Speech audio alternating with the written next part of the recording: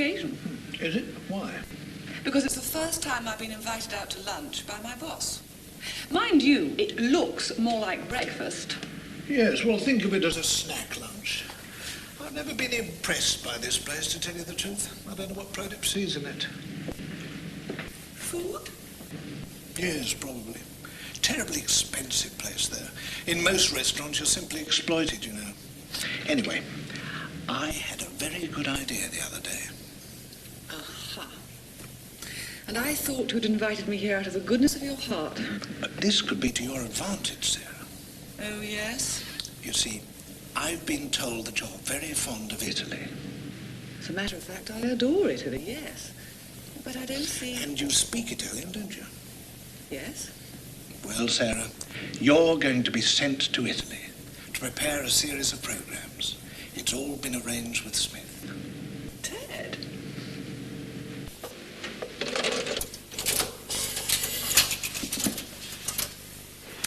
An amazing thing happened to me this morning. I was stopped on the street by a woman I'd never seen before. Wait a moment, she said. Wait a moment.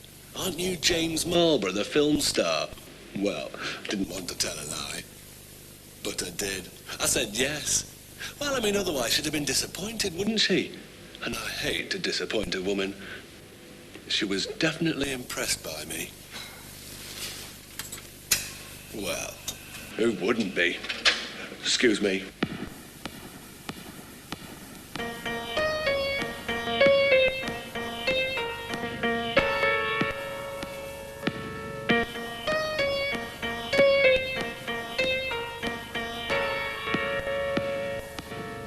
Mrs. Taylor, who or what is there? A spaniel he was. The nicest dog in the world. What has this got to do with Matthew Gibbs, Mrs. Taylor? What has it got to do with him? Yes. Why are you telling us this? Because Matthew Gibbs shot him. I know one shouldn't speak ill of the dead, but that's the truth. What happened exactly? Jack may have occasionally got into his garden. Might have once done some slight damage to his car. But that was no reason for killing, was it? Is there anything else you can tell us about Matthew Gibbs? If I'd listened to all the shouting that went on, I could tell you a lot more. I used to go into the house and close the windows so as not to hear.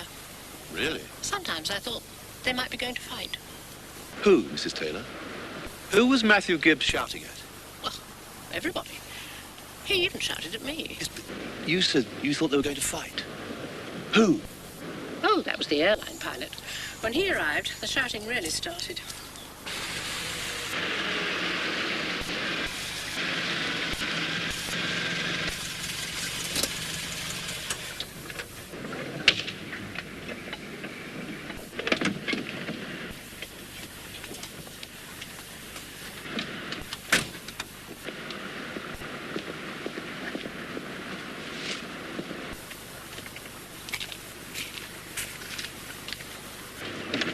How did you know he was an airline pilot? Because of his uniform, of course. Well, what did he look like? Oh, he was very smart, but they all look the same, don't they? Thank you very much, madam. I think we'll have a word with Mrs. Gibbs while we're here. See if she can remember this airline pilot.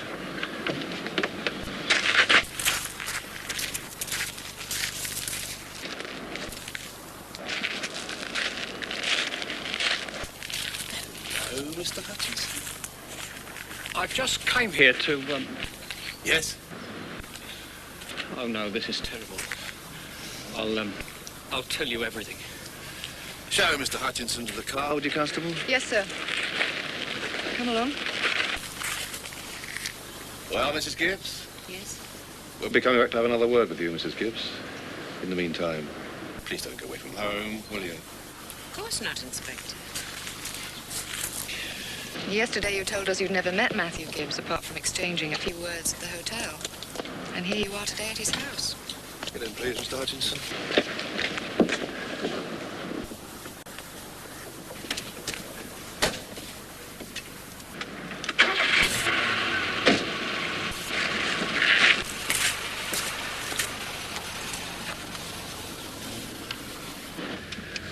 Well, why are you here, Mr. Hutchinson? You've been to the house, So you know about the video business? We've looked in the garage, yes. So you know all about it? If you say so. But tell me, what's your part in this business? Did you buy video cassettes from Matthew Gibbs and then sell them abroad? No, I never did that. So what did you do? I arranged for video films to go to Gibbs. Then he made copies and sold them. But I never went to the house myself. Well, only a few times. So why did you go there today? I wanted to make sure that you didn't find out that I was involved with Matthew Gibbs. I was going to take away anything that could make you suspect me, anything with my name on it. Or... We didn't find your name on anything, Mr. Hutchinson. Oh, don't worry. We'd have found it sooner or later if it was there. You must understand, Inspector, that I wanted to stop all this, but... But what? Well, he wouldn't let me stop. He threatened me. He said he would tell the police. I see. I'm glad it's finished. You didn't decide that the only way out was to kill him? No. No, I had nothing to do with that, no. You were at the hotel the night he was killed, weren't you? Oh, yes, but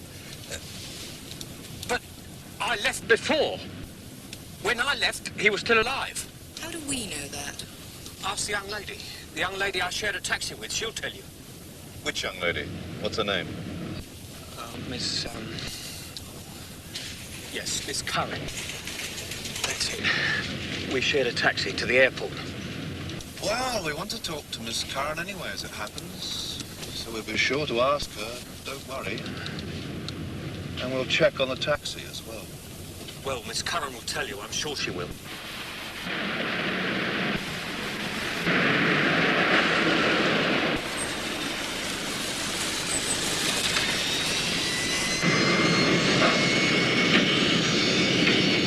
Other people will want to talk to you about the video business. Right now, I need to find out who killed Matthew Gibbs. So if you help me, I might be able to help you. I don't know anything about that. I really don't, Inspector. Who were his contacts? Who did he pass the video cassettes to? Airline crew. They were all airline people. Who? Well, he never told me any names, never. Did he ever talk about having any trouble with anyone? Trouble? No. Matthew Gibbs didn't put up with trouble from anyone. He wasn't that sort of person.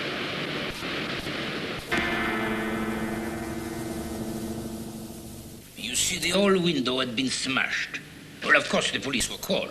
But when they arrived, they just wanted a free meal. I tell you, I was shocked. I told them. I said to the Inspector, I said, my restaurant has been broken into, and all you can think about is food.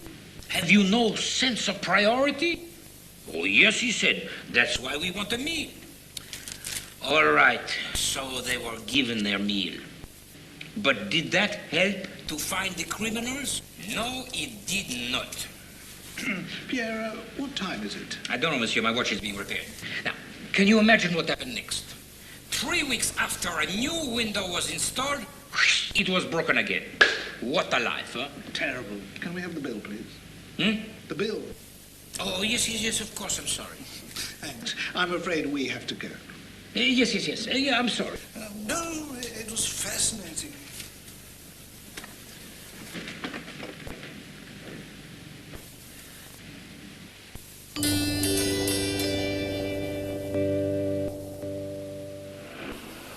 We teach English for overseas students.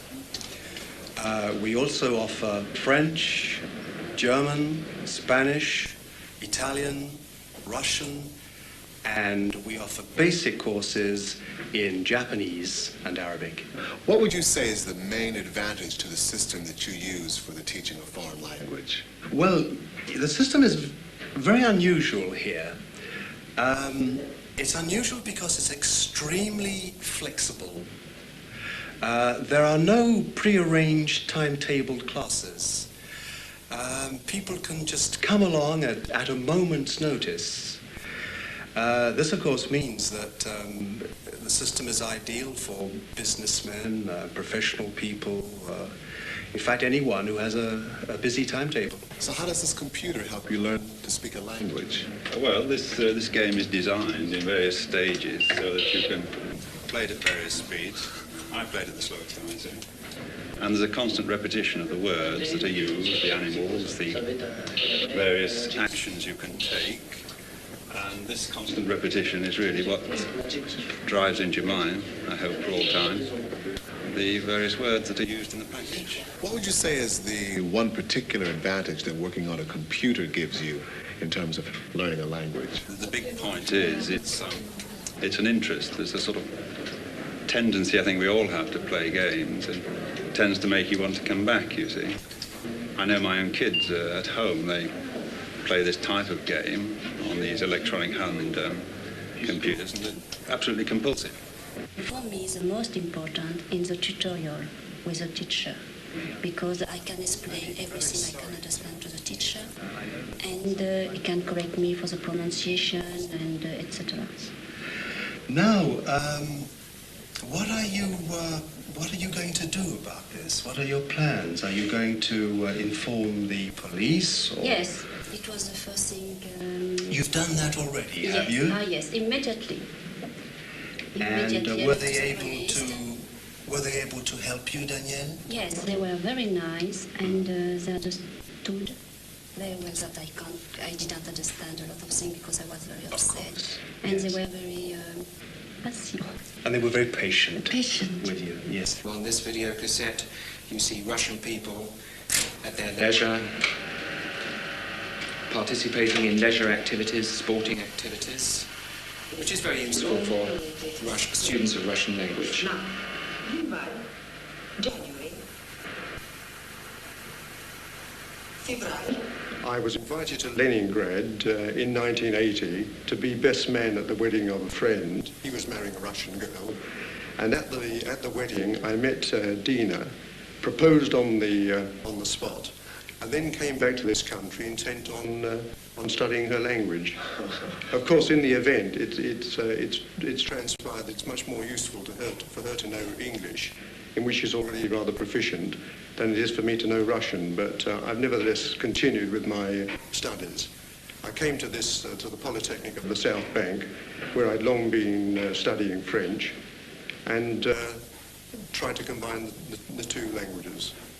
What made you decide that English was the language that you wanted to learn? Because I need it. Because I live here and my husband works here in London, so I need to speak the language of the country where I live. Dina, how is your English? Oh, my English is very poor. Oh, no, she suffers from undue modesty. Very poor, and I suffer very much. And it is, I have a big desire to study English. And I like English, especially because I accept English like music. It sounds for me like music, and I like very much English. It's been said sometimes that the English are a bit lazy about learning foreign languages. Do you agree with that? The problem, of course, is that English is a universal language. It is an international language. It is a language that they speak all over the world. So it's not so much that the Englishman can be lazy, it's just that he feels it probably isn't necessary.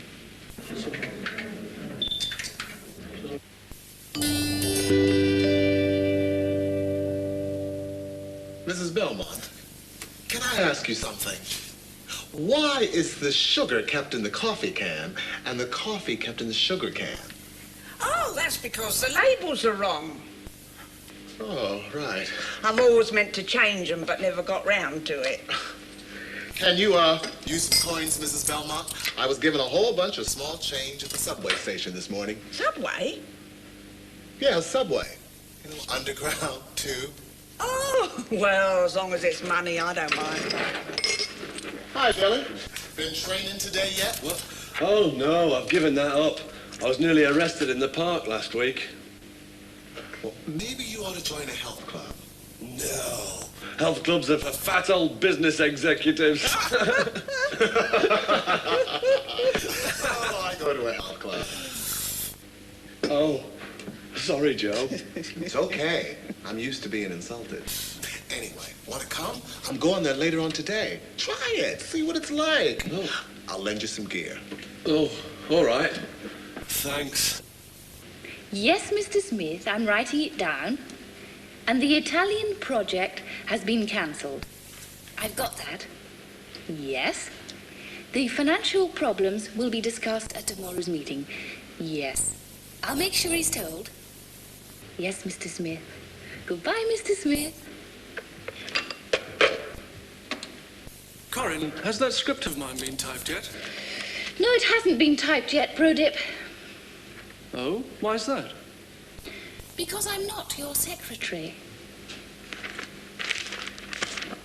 Yes, but I am your friend. Oh, go on, Corinne. My typing's so awful. It's amazing how incompetent you can be when it suits you, Prodip. It's like all these men who say they can't cook or wash and iron. I mean, it's very convenient, isn't it? You never meet women who say they can't cook or don't know how to wash the dishes.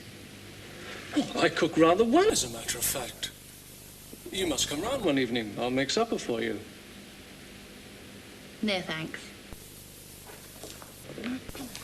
Oh, Corinne.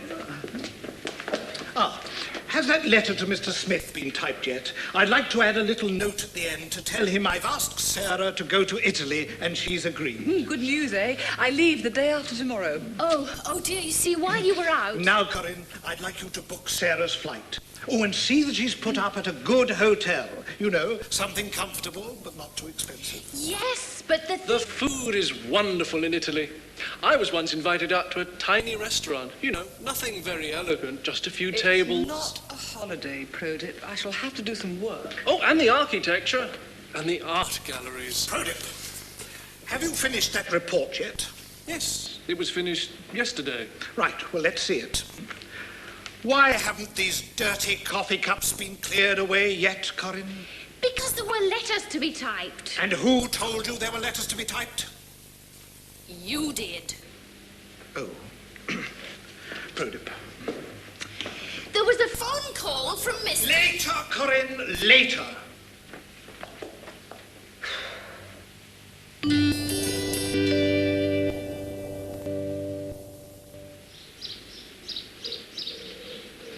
A forest in the Federal Republic of Germany. A lake in Sweden. The Great Lakes on the borders of Canada and the United States. These three areas have one thing in common. They are threatened by a huge ecological disaster. In Central Europe, some 30% of the great forests are now dead or dying. In Norway and Sweden, the future of salmon and trout fishing is threatened. More than 4,000 of Sweden's lakes are no longer capable of supporting fish.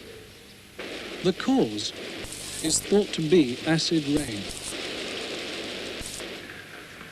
Here with me at the International Institute for Environment and Development is Mr. Justin Cook. Justin, what is acid rain? All fossil fuels, that is coal, oil and gas, contain sulfur, and when these are burned, such as in power stations or in motor vehicles, the sulfur forms sulfuric acid. This sulfuric acid goes up into the air with the exhaust fumes, and sooner or later it must fall back to Earth. Some of it falls back locally. That is why people who live near power stations notice that their cars rust quickly or that their masonry gets worn away. But some of it's also transported by the winds great distances. For example, pollution produced here in Britain is transported as far as Scandinavia. What effect does it have? Well, as I just mentioned, it damages vehicles and buildings, but it also has serious ecological effects. For example, in Scandinavia in the 1950s, people noticed that the fish were disappearing from the lakes.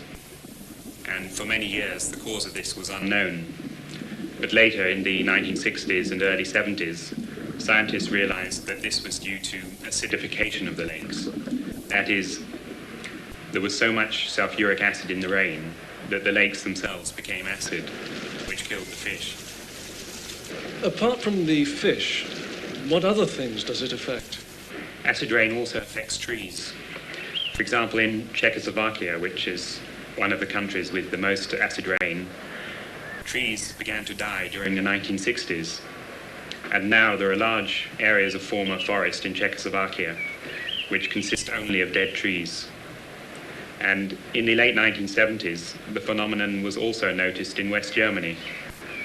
there now, many forest areas are dying, or some already dead. The main source of acid rain is electric power stations, and some countries, such as Japan and West Germany, have already passed laws requiring their power stations to build filter installations which prevent the acid getting out into the air. But other countries, such as Britain, haven't taken any measures yet. For example, here in Britain, the only measure that has been taken is to require that the chimneys be built taller so that the pollution is more distributed. Is that any real use? Well, it improves our air here in our cities a bit, but it simply distributes the pollution further afield so that forests in Scandinavia get affected. Does the introduction of lead-free petrol make any difference? Yes, it could do, because motor vehicles are also a major source of acid rain. And if we had lead-free petrol, then it would be possible to build exhaust filters in our vehicles, which would prevent the release of acid. But this is not possible with lead in the petrol because it prevents the filter mechanisms from working. What will happen if nothing gets done? Well, some of the forests, especially in Czechoslovakia and West Germany, are already too badly affected to be saved.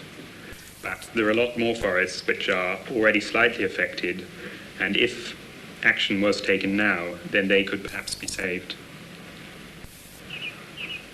Our forests and lakes are more than just places for relaxation and leisure. They are an essential part of the ecological balance which keeps our planet alive.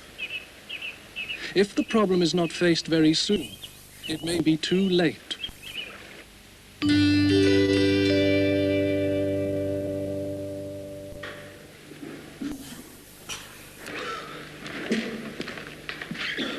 "24, 25, 26, and rest."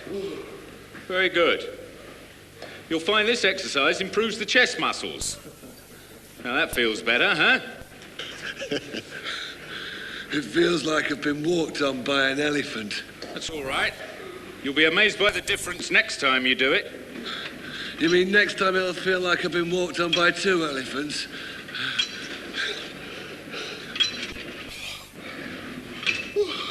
You know, my life has been transformed by coming here. I'm not sure I want to be transformed. Well, how do you feel?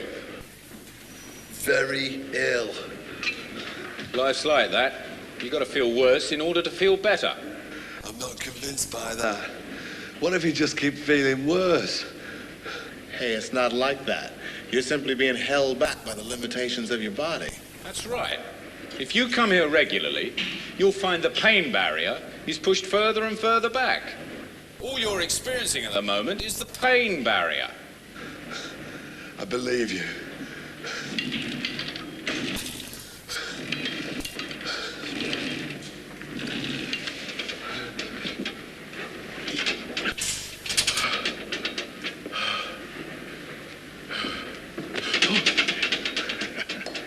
You know, this place used to be a factory. Oh? What sort of factory? A roast chicken factory. Hasn't changed much, has it? Well, why wasn't I told right away? Because you wouldn't listen. Well, that's no excuse. You should have made me listen. It's not Corinne's fault. Well, I suppose you're right. But why is this office so inefficient? Maybe it's because no one knows how to use the computer. If everyone did their jobs properly, we wouldn't need computers. Honestly. Sometimes I feel I've been defeated by the difficulties of organizing everything around here. I'm the one who organises everything. She's right, Ted. Oh, don't worry, it's not important. Who needs to go to Italy, anyhow? It's not Italy that's important. It's the principle. We can't run an efficient office if I'm not kept informed of important developments. Everyone seems to have such a bad memory. I hope this won't be repeated, Corinne. So do I. Write things down. Always write things down. Then they won't be forgotten. Oh, heavens. What is it? I forgot to put some money in the parking meter.